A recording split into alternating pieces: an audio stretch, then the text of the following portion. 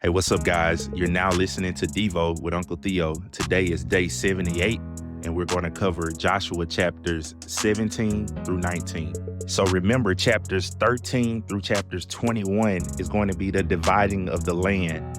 And these are going to be some of the hardest chapters for you to read because it's literally just the naming of the borders of the land that we already learned about that Israel was going to get. And so that I'm not just too boring and just naming a bunch of cities and locations and territories, I'm going to highlight things that are significant in each chapter that stands out. And as you read through all of those areas, you'll be able to get something more out of the text. And so if you're looking at a map, you'll see the division of the land amongst the tribes. And the way that map would look is there would be the Jordan River, and on each side of the Jordan, you'll have territories.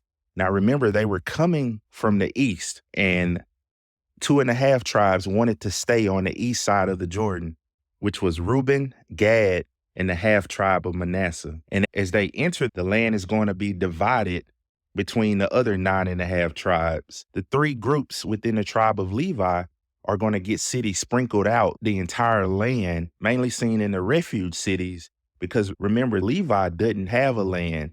And plus, they have to facilitate the sacrificial system. And so they're going to be there within and mixed amongst all of the tribes. So we talked about Judah and Ephraim yesterday, and we're going to pick up in chapter 17 with Manasseh. It says, "Now this was the lot for the tribe of Manasseh, for he was the firstborn of Joseph." Now remember, this is the other half of the tribe of Manasseh, which is different from the tribe that we talked about earlier, which took its inheritance on the east side of the Jordan. This tribe will be on the west side of the Jordan. Remember, we covered Zelophehad's daughters in Numbers chapter 27. Guess what? They come up again in verse 3, and this shows the faithfulness of God. They asked for the land. God said they can get it, and he holds true on his promise. They get their land. Look at verse 3. "However, Zelophehad, the son of Heifer, the son of Gilead, the son of Machir, the son of Manasseh, had no sons, only daughters. And these were the names of his daughters: Milah, and Noah, and Hagla, and Milcah, and Tirzah. And they came near before Eleazar the priest, and before Joshua the son of Nun, and before the leaders, saying, the Lord commanded Moses to give us an inheritance to our brothers. So according to the command of the Lord, he gave them an inheritance among their father's brothers." Bingo. God honors Zelophehad's daughters. Remember, people didn't care about the land. They didn't want to go into the land. They were sinning where they were. And Zelophehad's daughters were a part of that second generation who cared about the land, who cared about the Abrahamic covenant, and God honors them. And we see it right here in the text. So that's Manasseh. As we move into chapter 18, it says, "Then the whole congregation of the sons of Israel assembled themselves at Shiloh and set up the tent of meeting there, and the land was subdued before them.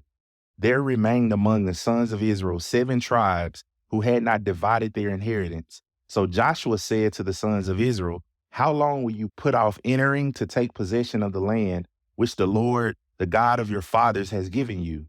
Provide for yourself 3 men from each tribe, that I may send them, and that they may arise and walk through the land and write a description of it according to their inheritance. Then they shall return to me. They shall divide it into 7 portions.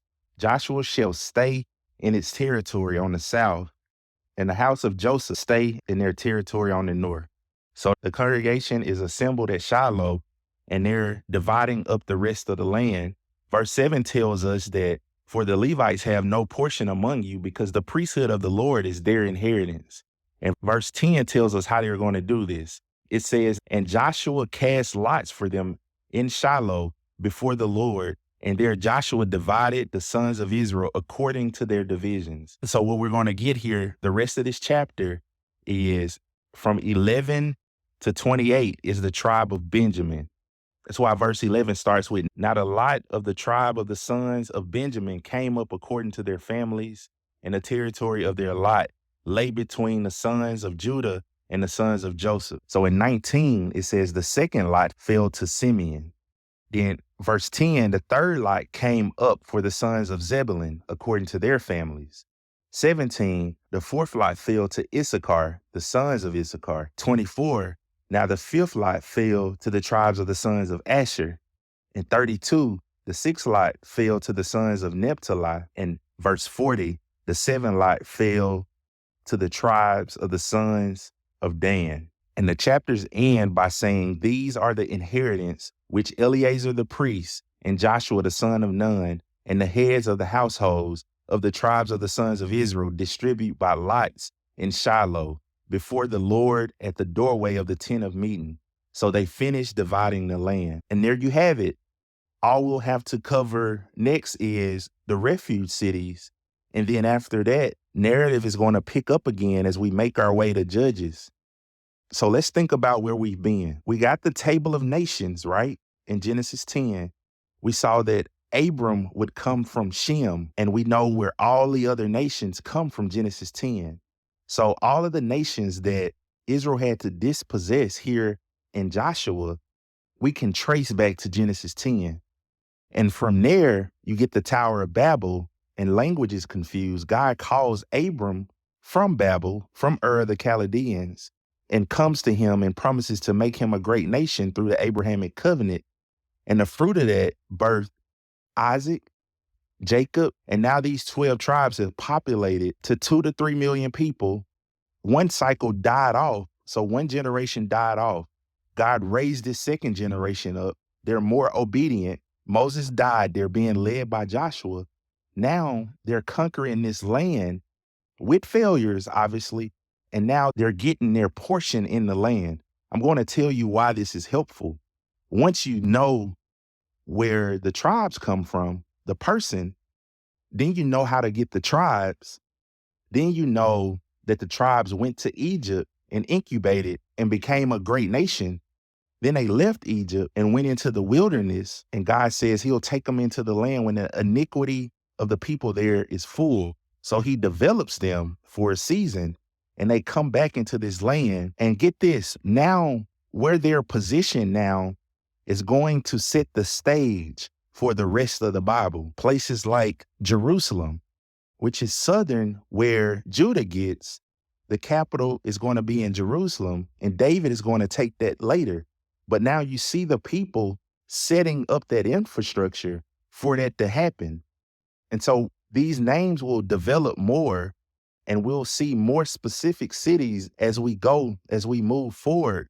But now we just need to know that the tribes are positioned here, and it's going to give birth to this land and to this nation that we'll study for the rest of the Bible. And the reason I'm stopping here is because you can get lost here.